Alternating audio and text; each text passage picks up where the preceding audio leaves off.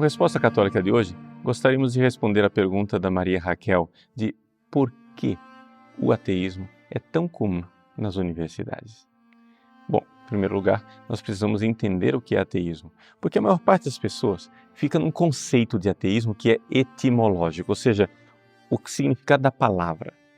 Ateísmo quer dizer não Deus. Então, um ateu é uma pessoa que diz que Deus não existe.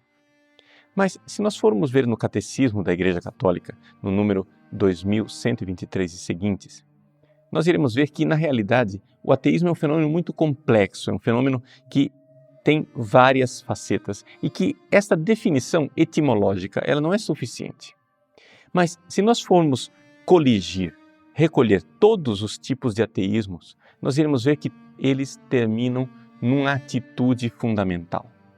E a atitude fundamental do ateísmo é a seguinte, que o homem se declara autônomo.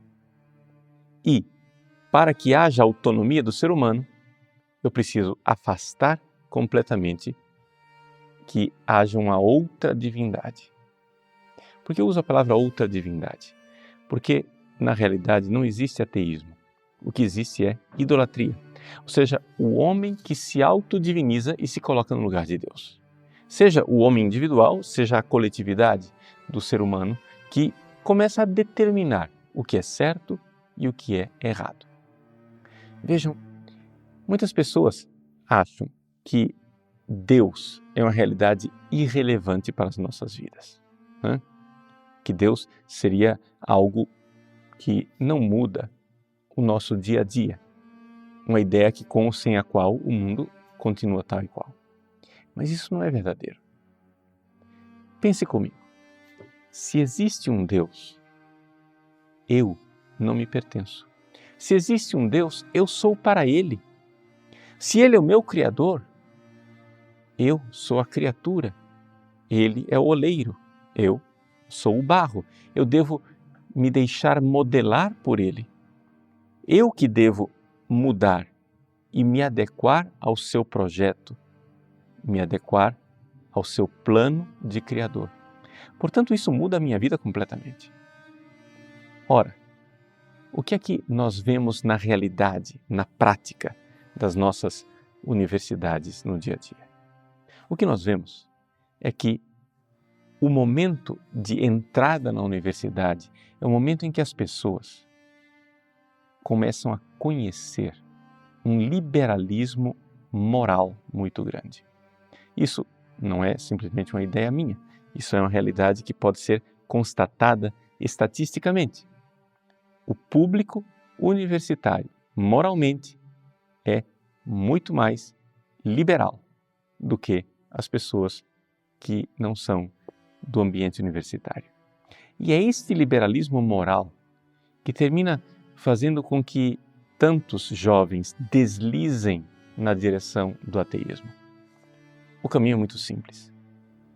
O jovem começa a pecar, seja por ir às baladas, seja por pecados sexuais, seja por qualquer tipo de transgressão. O jovem transgride. E é evidente, aquilo para um jovem que está entrando no mundo universitário, que talvez carregue consigo algumas noções religiosas trazidas da família, aquilo causa um conflito interno. Mas eis que então o professorado da universidade ou até os próprios colegas vêm com a solução mágica. Por que é que você está com esses dramas interiores?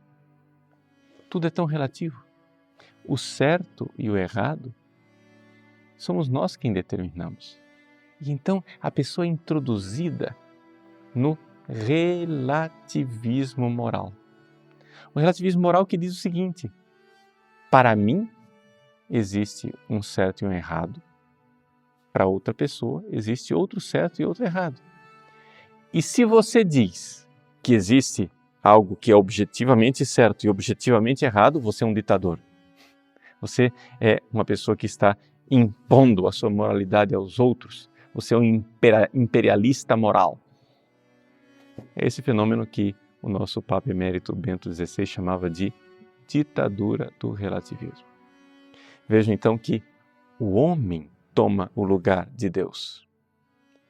Nós vemos que, nesse sentido, o campus universitário torna-se uma espécie de lugar onde o homem colhe o fruto da árvore proibida, da árvore do bem e do mal, e torna-se um homem para além do bem e do mal, ou seja, uma independência total, onde eu agora sou Deus.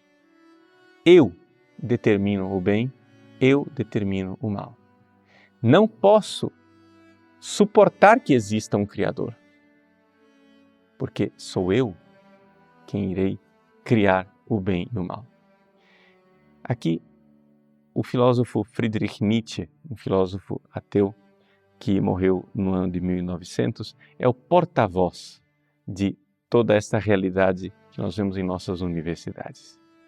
No seu famoso livro Assim Falava Zaratustra, num capítulo chamado Ilhas Bem-Aventuradas, Nietzsche diz o seguinte aforisma: meus irmãos, eu irei abrir-vos claramente a minha consciência. Se existissem deuses, como suportaria eu não ser um Deus? Logo, os deuses não existem. Vejam que este raciocínio de Nietzsche não é um raciocínio científico, é uma falácia total. É algo que não se sustenta cientificamente, mas que é bastante convincente interiormente para pessoas que vivem o drama de sua consciência. Eu vivo na imoralidade.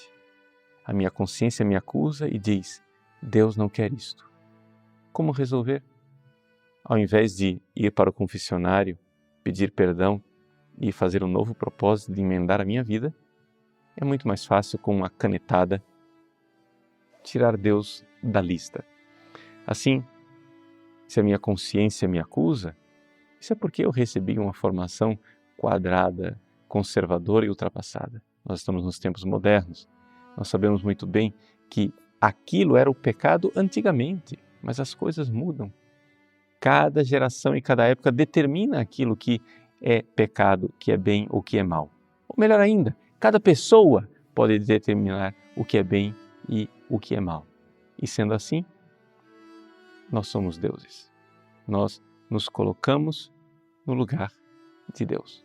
Por isso, na nossa universidade, o que nós temos não é um crescente ateísmo, mas uma crescente idolatria. É o ser humano que se colocou no lugar de Deus. E já que esta atitude idolátrica é bastante incômoda interiormente, então é melhor eu criar uma farsa e fazer de conta que Deus não existe, porque assim Ele não irá me incomodar. Na realidade, então, as nossas universidades são especialistas em, no seu ambiente universitário, amordaçar a voz da consciência dos nossos jovens. Ali, então, entra-se mais do que num ateísmo, numa realidade chamada ditadura do relativismo. Liberdade do homem, na verdade, não é a liberdade de estar longe de Deus. Por quê? Porque nós vemos que quando as pessoas caem nessa ditadura do relativismo, elas se tornam tristes escravas de criaturas muito inferiores. Basta olhar para o nosso ambiente universitário, não podemos dizer que os nossos jovens universitários sejam homens e mulheres livres. São, sim, homens e mulheres escravos do pecado. É interessante nós recordarmos isso, que a virtude não vicia. Você não pode dizer que uma pessoa é viciada na generosidade. Você pode dizer que ela tem o vício da avareza. Você não pode dizer que uma pessoa é viciada na castidade. Você pode dizer que ela tem o vício da luxúria, do sexo desregrado. Você não pode dizer que uma pessoa é viciada na sobriedade, mas ela tem o vício da droga, do álcool e de tantas coisas. O homem, querendo se libertar de Deus, se escravizou e desceu abaixo da sua própria natureza. Deus não dificulta a nossa autonomia, mas na verdade nos liberta. Essa é a verdade com V maiúsculo, a verdade que é Deus nos liberta. E por isso nosso Senhor disse, a verdade vos libertará. Os ambientes universitários deveriam ser ambientes em que se busca a verdade. Se buscarmos a verdade com V maiúsculo, ela nos libertará e fala de nós pessoas que realmente estão a serviço do conhecimento e da ciência. Esta deveria ser a vocação de todo universitário.